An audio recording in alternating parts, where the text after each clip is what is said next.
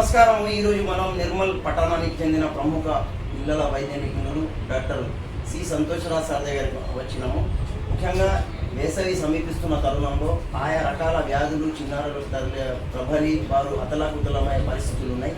ఆ వ్యాధులు ఎందుకు ప్రబలుతాయి, వాటి వలన ఉన్న నష్టాలు ఏమిటి, మరి తల్లిదండ్రుల నిర్లక్ష్యమా పిల్లల నిర్లక్ష్యం అనే దాని మీద ఒక 5 ప్రశ్నలు అడిగి సార్ వారి ద్వారా ఆ వ్యాధుల నివారణకు తీసుకోవాల్సినటువంటి జాగ్రత్తలు చర్యలు, అదే మాదిరి వీరు ఇచ్చే చికిత్స ఏ మాదిరి ఉంటుందనే దాని మీద మాట్లాడదాం.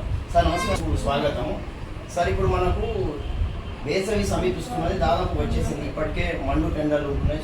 సూర్యుడు తన ప్రతాపాన్ని ప్రదర్శిస్తూ అనేక రోగాల బారిన ప్రజలు పడే అవకాశాలు కనిపిస్తున్నాయి. కాబట్టి ముఖ్యంగా మీరు పిల్లల వైద్య నిపుణులు కాబట్టి ముందు ఈ ఎండాకాలంలో పిల్లలకు వ్యాధులు ఎందుకు సోకుతాయి, మన నిర్లక్ష్యం ఏంటిది, తల్లిదండ్రుల బాధ్యత ఏంటి అనే దాని మీద ఒక నిమిషంలో నమస్కారం అండి. మీ అందరికీ హెచ్బిఎన్ న్యూస్ ప్రేక్షకులందరికీ నమస్కారము. ఈ వేసవిలో ముఖ్యంగా వాటర్ నీరుతో వచ్చే వ్యాధులు ప్రబలుతాయి. నీరు షార్టేజ్ ఉండడము, మళ్ళీ ఈ ఫంక్షన్స్ వీటికి వెళ్ళినప్పుడు నీరులో కలుషితమై తిండి నీరుకు కలుషితమై వ్యాధులు ప్రబలిస్తాయి. ఇవి వాంతులు, విరోచనాలు, మళ్ళీ ఈ దోమల వల్ల కూడా వ్యాధులు ప్రబలుతాయి వేసవి కాలంలో. అయితే వీటికి తగినంత నీరు తీసుకొని ఎండ ప్రభావంతో కూడా కొన్ని వ్యాధులు ప్రబలుతాయి.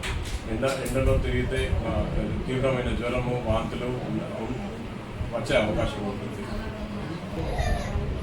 సార్ మీరు ఇప్పుడు అన్నారు తాగు నీరును ఎక్కువగా తీసుకోవాలా, ఆ నీళ్ళను మరి ఏ మాదిరి నీళ్ళు వాడాలా, ఇంకోటి సాధారణంగా శిథిల పానీయాలు కానీ కూల్ డ్రింక్స్, రకరకాల కూల్ డ్రింక్స్ వచ్చేసి దాంట్లో రకరకాల కెమికల్స్ కూడా కల్తీ చేస్తున్నట్టు మనకు సమాజంలో కనిపిస్తున్నది. మరి ఈ వాటి నుంచి తీసుకోవాల్సిన జాగ్రత్తలని ఏ మాదిరి కూల్ డ్రింక్స్ తీసుకోవాలా, ఎలాంటి నీరు ప్రజలు సేవిస్తే ఈ రోగాల నుంచి మనం కాపాడుకోవాలి? అన్నిటికంటే బెస్ట్ మనం ఇంట్లో మన కళ్ళ ముందర మరిగించిన నీరు మరిగించి చల్లార్చిన నీరు తాగితే మంచిది. ఇంతకు మించింది వేరే లేదు. మనము వాటిని చల్లపరుచుకొని మన ఇంట్లోనే రిఫ్రిజిరేటర్లో కానీ లేకపోతే కుండలలో కానీ పెట్టుకొని అవే వాటర్ తాగితే చాలా మంచిది. ఇంకా మళ్ళీ కొబ్బరి నీళ్ళు కూడా తాగితే మంచిది. ఇంతే తప్ప ఎటువంటి పానీయాలలో కార్బోనేటెడ్ డ్రింక్స్లో చాలా హై షుగర్ ఉంటుంది. వీటితో మనకి తాత్కాలికంగా ఉపశమనం లభిస్తుంది తప్ప మన ఆరోగ్యానికి అవి హానికరం. ముఖ్యంగా సార్ ఈ వ్యాధులు అంటే ఎండాకాలంలో ఏ స్థాయి డిగ్రీలో ఉష్ణోగ్రత ఉంటే అంటే పిల్లలకు సోకుతాయి, అదే మాదిరి ఏ వయసు నుంచి ఏ వయసు వరకు ఉన్న పిల్లలు ఆ స్థాయి ముందస్తు జాగ్రత్త తీసుకుంటే బాగుంటుంది? అది మనకి 38 degrees టెంపరేచర్ దాటిందంటేనే చాలా ప్రాబ్లమాటిక్ ఉంటుంది.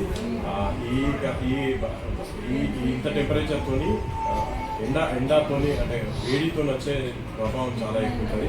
చిన్నపిల్లలకి డిహైడ్రేషన్, బాడీలో నీటి శాతం చాలా తక్కువగా ఉంటుంది. సో మనకి డిహైడ్రేషన్ అంటే నీళ్ళహీనత చాలాసార్లు ప్రమాద స్థాయికి వెళ్ళిపోతుంది. సో ఇట్లాంటి వాటిలలో ఈ 38 degrees దాటించండి మనము పిల్లలకి అదనంగా నీరు తాగించాలా. ఫస్ట్ 6 months పిల్లలకి 6 నెలల లోపల పిల్లలకి ఏం అవసరం లేదు. 6 నెలలు దాటిన పిల్లల నుంచి 2 years వరకు 2 glasses ఎక్కువ తాగిపోయాలి. 2 glasses over a day అంటే 2 glasses దినం మొత్తం మీద ఎక్కువ తాగిపోయాల్సి ఉంటుంది. ఆ తర్వాత వాళ్ళని ఇంట్లోనే నీటి పట్టాన్ని ఆడుకునేటట్టు ప్రోత్సహించాలి. మళ్ళీ ఈ ఎండ సమయంలో బయటకు వెళ్ళలేకుండా చూసుకోవాలి. సాయంత్రం వెళ్ళినా పర్వాలేదు, రాత్రికి వెళ్ళినా పర్వాలేదు, కానీ ఎండ సమయాల్లో బయటకు వెళ్ళకూడదు. మళ్ళీ వదులు కాటన్ బట్టలు వేసుకోవాలి, లైట్ కలర్స్ వేసుకోవాలి. సార్ ప్రస్తుతము మన నిర్మల్ జిల్లా కేంద్రంలో కానీ పరిసర ప్రాంతాల్లో పిల్లలకు ఎక్కువగా సోకుతున్న వ్యాధులు ఏమిటి, ఎందుకు సోకుతుంది? సాధారణంగా ఇప్పుడు ఈ కాలంలో మామూలుగా అతిసారం అంటే ఇదే వాంతులు, విరోచనాలే చాలా ఉన్నాయి.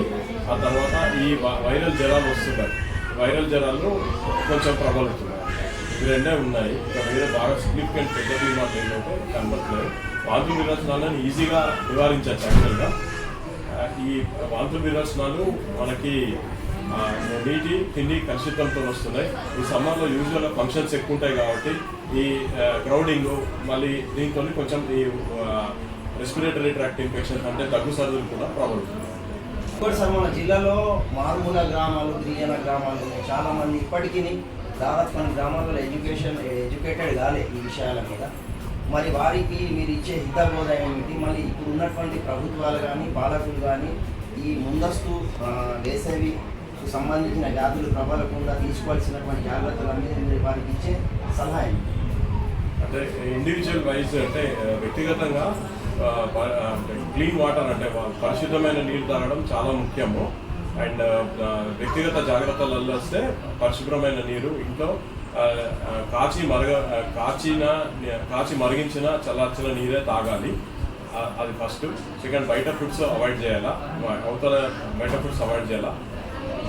మళ్ళీ ఎండ సమయంలో ఇంటి పట్టాలు ఉండడం ఇవి వ్యక్తిగతంగా తీసుకునే జాగ్రత్తలు. మరి ప్రభుత్వాలు ఇవి గ్రామ సర్పంచులు కానీ వీటికి ఏమంటే లైక్ వాళ్ళకి కరెక్ట్ క్లీన్ వాటర్ సప్లై ఉండేటట్టు చూడాలి. పాలకులు క్లీన్ వాటర్ సప్లై ఉండేటట్టు చూడాలి. ఈ పైప్లలో ఒక పైప్లో మురుగునీరు తాగునీరు కలుసుడు ఇలా అంటే నీరు షార్టేజ్ ఉండడం వల్ల కూడా ప్రజలు వేరే నీళ్ళు తాగే అవకాశం ఉంటుంది.